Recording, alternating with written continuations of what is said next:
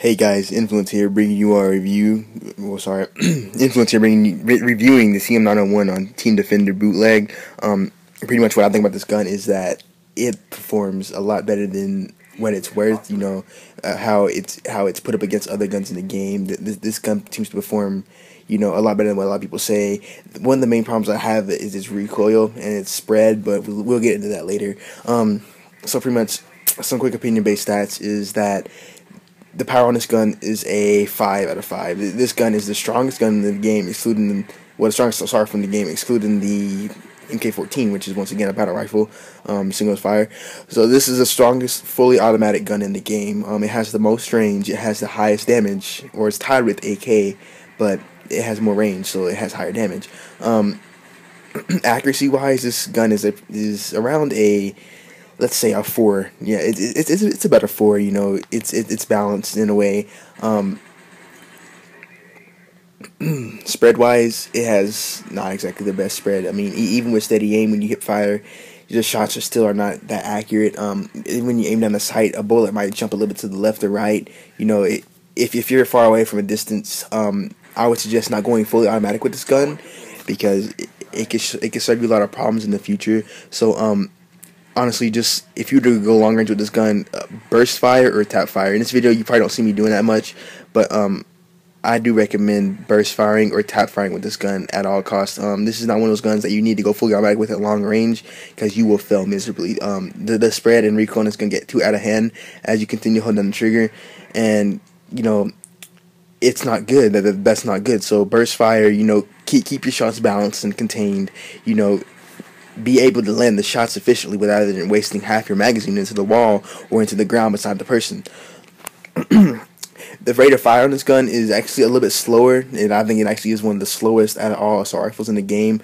But consider its damage, that is kind of acceptable for it. It is a 2-shot kill.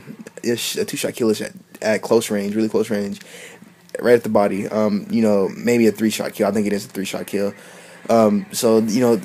This gun packs quite the punch out of all guns, and you can easily pull out double feeds and triple feeds using this gun with ease. So for you guys who are out there trying to get a montage set up, with feeds, and you need assault rifles, try using this gun. I mean, it wouldn't hurt, and it has the stopping power to get the job done. It tears through enemies 2 or 3 at a time, with ease. So the damage stays consistent as it travels through one body into the next, which is something that's rather unique about this gun.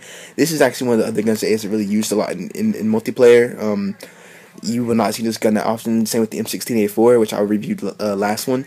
And the way I see it is that this gun deserves a lot more credit than what it's given.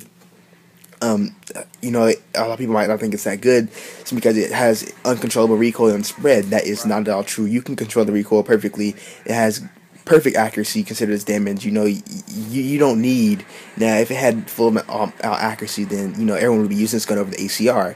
But no, it has to have a balance. So if you can manage to learn this gun slowly, it's a little harder to learn than the ACR or M4A1, one of those little pick up and play guns. This gun actually takes a hint of skill, much like an M16A4, which is why I love this gun so much. This is actually one of my favorite fully automatic guns in the game. I have it like level 30, I think, maybe level 30. Yeah, level 30. It's almost level 31, and I have to say I'm impressed with this gun. It needs to be used a lot more.